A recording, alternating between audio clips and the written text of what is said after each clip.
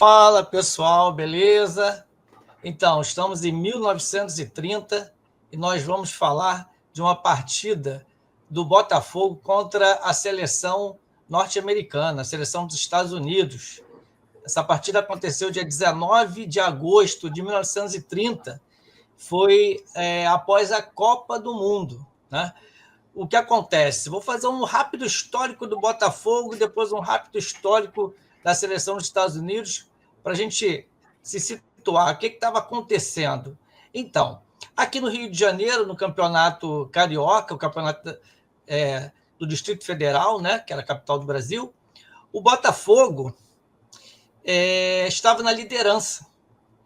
Na última rodada, antes da paralisação do campeonato, para a preparação da seleção brasileira para a Copa e a disputa da Copa também, o Botafogo venceu o Vasco de São Januário e pegou a liderança do campeonato. Fato interessante é que o Botafogo não era líder isolado do campeonato desde 1917. E olha que a gente está em 1930. Isso é para você ver as dificuldades que o clube passou, né? E esse período também, né, o Botafogo foi campeão em 7, 10, 12 e já em 1930 amargando esse jejum. Só um spoilerzinho, né? Esse jejum ele iria acabar. O Botafogo, na volta do campeonato, vence 9 partidas seguidas, depois perde uma, empata outra, espera um finalzinho do jogo do América e é campeão. Mas isso vai ficar para outra história, para outro dia, outro programa. Bom, então o Botafogo estava na liderança do campeonato nesse intervalo. E a seleção dos Estados Unidos? Muita gente, quando pega, olha lá, e Estados Unidos, terceiro lugar na Copa? Alguma zebra, alguma coisa. Aí olha lá a semifinal, perdeu de 6-1 para a Argentina. Tá vendo? Eles não jogam nada, 6-1. Mas eu vou contar a história rapidinho aqui para vocês entenderem. A seleção dos Estados Unidos era muito forte, fortíssima, e vocês vão entender o porquê desse 6-1. Bom, rapidamente, em 1921 foi fundada nos Estados Unidos a ASL, American Soccer League. Era uma liga que era afiliada à entidade que comandava o futebol nos Estados Unidos, e essa American Soccer League, a ASL, ela era profissional, e ela era bancada por indústrias, fábricas, e os times eram muito fortes. Para se ter uma ideia, nesses anos 20, cerca de 50 jogadores da Europa foram recrutados para jogar na ASL. Só que recrutados daquele jeito, igual aconteceu lá na Colômbia, né? Não obedecia. Na Colômbia aconteceu isso mais à frente, né? Lá pelos anos 40. Eles não obedeciam os contratos internacionais. Simplesmente aliciavam, olha, tem esse contrato aqui, você vai ganhar tanto. Opa! E o cara se mandava para os Estados Unidos. Cerca de 50 jogadores europeus. E ainda teve, né, a lei da imigração, em 1924, que proibindo certos imigrantes, né, da entrada nos Estados Unidos e priorizando o oeste e do norte da Europa, e eles eram amantes do futebol. Então, foram chegando imigrantes que gostavam do futebol e, junto com isso, também jogadores profissionais chegando para jogar nessa liga americana. Essa liga ela era muito forte, como eu falei, e houve uma pequena cisão em 28 e 29, não por conta, igual aqui no Brasil, que tinha amadorismo e profissionalismo, não. Lá foi uma cisão por conta de interesses mesmo, porque a ASL estava querendo mandar mais que a Federação Norte-Americana, mudando alguns detalhes que hoje você fala assim, não, mas isso agora tem, né? A ASL introduziu playoff, que seria mata-mata, e a FIFA não concordava com isso, chamou a atenção da Liga Americana. A ASL introduziu substituição. A FIFA não gostou disso, chamou atenção, ia desfiliar a Federação Americana. Em resumo, a ASL ela acabou fazendo uma coisa em 1928, que ela proibiu suas equipes de disputarem a US Challenge Cup, que seria a Copa do Brasil deles, que era onde a Federação Americana acabava ganhando grana, né, com essas partidas. E nessa teve a guerra política, a SL foi desfiliada, quase que a seleção americana não vai para a Copa. Acabou tendo uma reconciliação, né? E a seleção acabou indo para a Copa, foi com um time muito forte, com jogadores muito fortes, como Bert Paternotte, que foi autor do primeiro hat-trick numa Copa do Mundo. Ele só foi reconhecido em 2006. Ele fez em 1930, mas veja, como é difícil pesquisar, é difícil ter os dados, né? Só foi reconhecido após alguns pesquisadores provarem os jornais, inclusive o Jornal do Brasil, o Jornal Brasileiro, um dos jornais utilizados, que o gol foi, que os 3 gols dos Estados Unidos contra o Paraguai, ainda na primeira fase, foi de Bert Paternotte. Uma coisa interessante, os Estados Unidos venceu o primeiro jogo 3-0 na Bélgica e pegou o Paraguai ainda na primeira fase, sua última partida.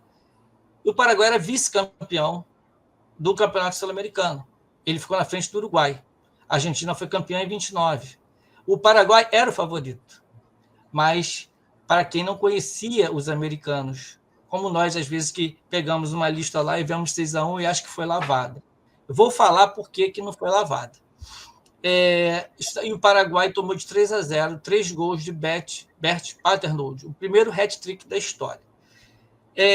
Veio a semifinal, porque eram 4 grupos.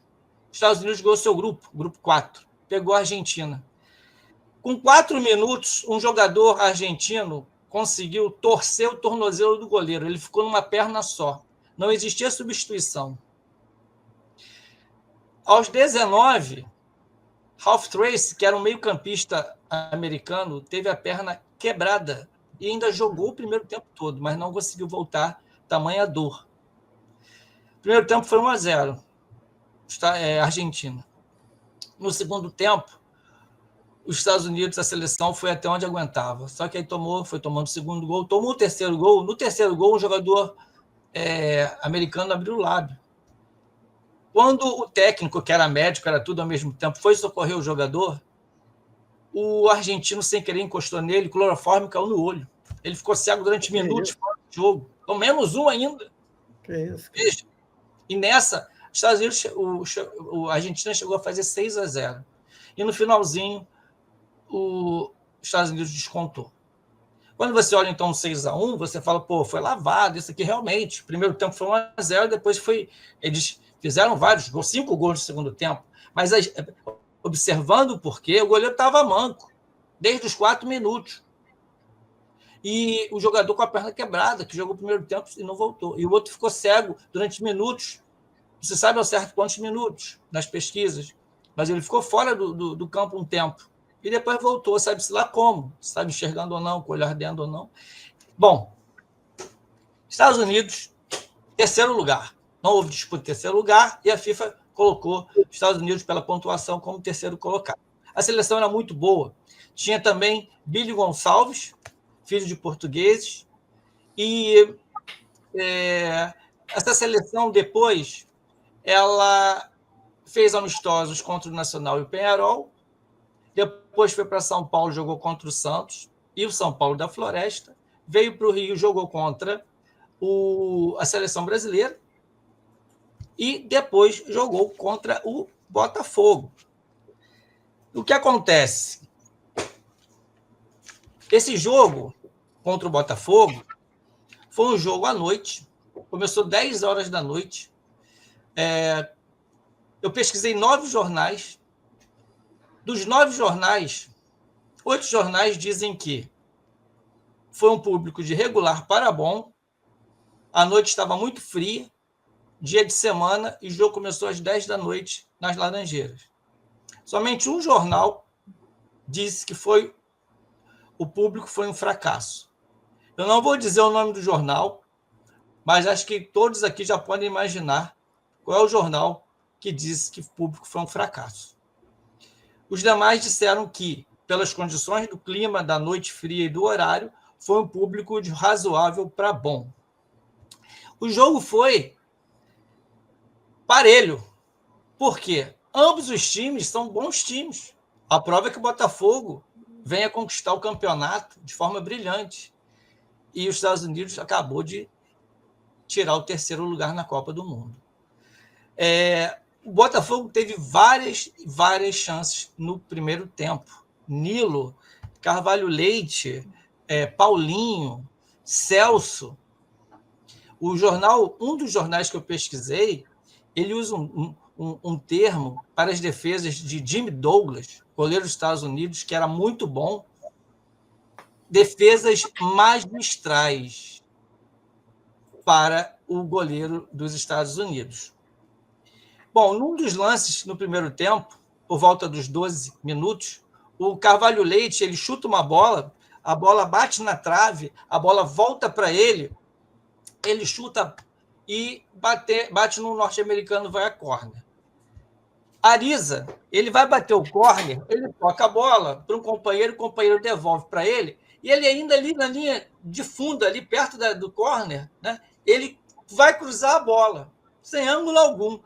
Ele cruza a bola bate no americano e gol do Botafogo. 1-0, Ariza aos 13 minutos. Os Estados Unidos pressiona, o Germano faz boas defesas, o Botafogo também pressionando. Como eu falei, foram muitas chances.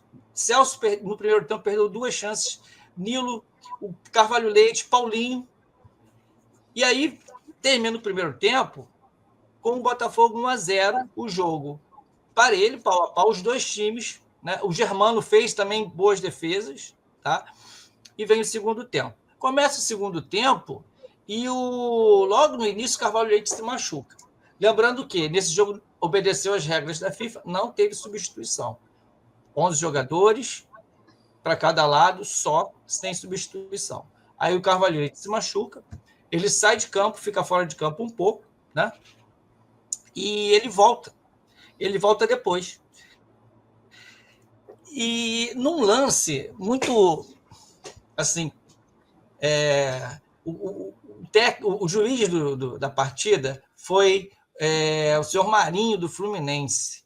E ele foi péssimo, porque o Germano, goleiro do Botafogo, ele ia sair com a bola, e nisso um americano ficou na frente dele, e ele acabou fazendo o que chama de carrying, né? Carregou a bola, não podia andar carregando a bola, né? Tinha que quicar a bola. E aí o juiz deu falta. Só que essa falta não pode ser tiro livre direto.